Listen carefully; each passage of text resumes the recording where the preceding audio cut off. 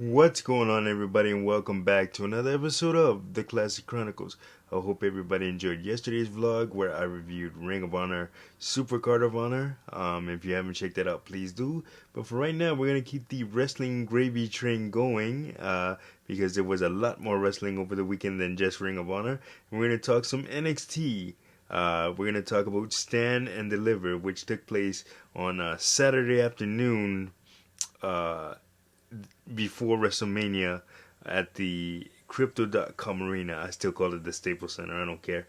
But yeah, man. So NXT took over the Staples Center before WrestleMania took over SoFi Stadium, and we're gonna get to WrestleMania later this week on the Classic Chronicles. So stay tuned for that. But yeah, so for right now, the NXT Stand and Deliver pre-show had one match where Chase University, consisting of Andre Chase, Thea Hale, and Duke Hudson, took on, along with Tyler Bates, took on Schism. So yeah, what do you call it, man? That for control of Chase University. So Schism is a very, very dark group that likes to play mind games with their opponents, and they've been doing that with Chase U over the past couple of weeks on NXT. So it culminated in an 8-man tag match. And Schism has the led by Joe Gacy, also has the Rock's daughter, eldest daughter, Simone Johnson, but she's known in NXT as Ava Rain, as part of their group, and she made her NXT debut, in-ring debut, this past weekend at Stand and Deliver, but unfortunately they came up on the losing end of the spectrum, as Chase U was able to squeak out the win in that matchup. So on to the main show, on to Stand and Deliver itself. Stand and Deliver kicked off with the NXT Women's Championship ladder match. The competitors were Gigi Dolan, Zoe Stark, champion Roxanne Perez, Lyra Valkyrie, and Tiffany Stratton, and and Indy Hartwell. I'm sorry.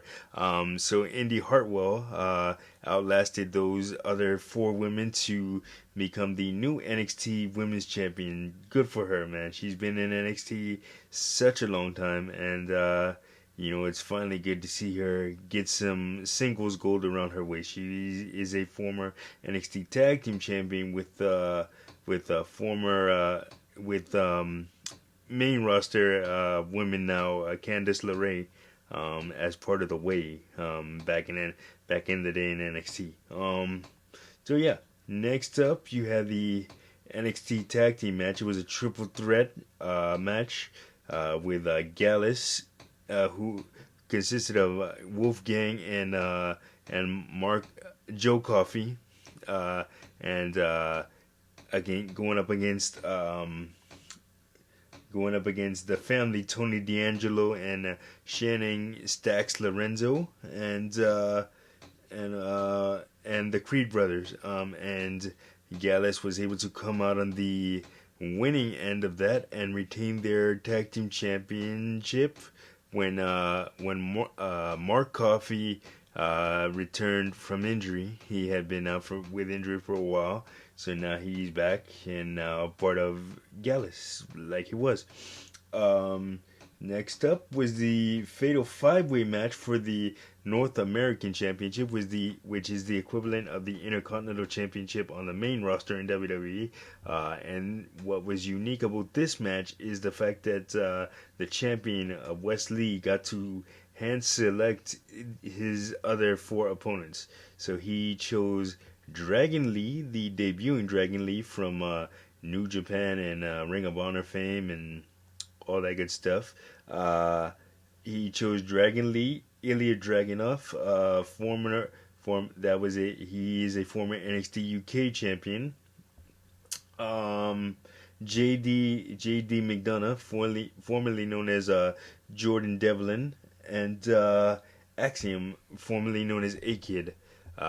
Wesley was able to retain his North American Championship after a very entertaining match.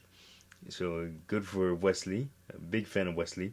Uh, Next up was a non-sanctioned match, which saw Johnny Gargano defeat Grayson Waller. Now the storyline here was Johnny Gargano had been let go from the company last year. And what do you call it?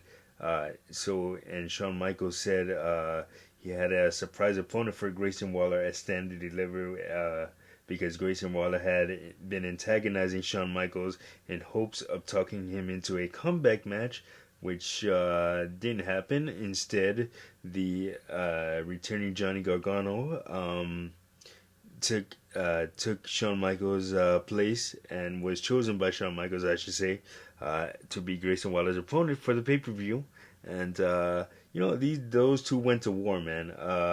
But Johnny Gargano was able to pick up the win with a Gargano with a no escape. It's basically a Rings of Saturn submission. So basically, what's happening is the Johnny Gargano is basically wrenching, pulling your arm, and then putting it back on his shoulder, and like he's pulling it back on over your shoulder, and basically just wrenching back on the head and neck to make you tap out. So that is the Gargano escape. Very painful submission. So yeah, that was. Next up was the NXT Women's Championship Tag Team Championship match. I should say. So that put Alba Fire, formerly known as Kaylee Ray, and Ira Dawn as up against the tag team champion NXT Tag Team Women's Tag Team Champions Fallon Henry and Kiara James, and Ira Dawn and Alba Fire were able to dethrone those two ladies and become the new NXT Women's Tag Team Champions. So congratulations to them.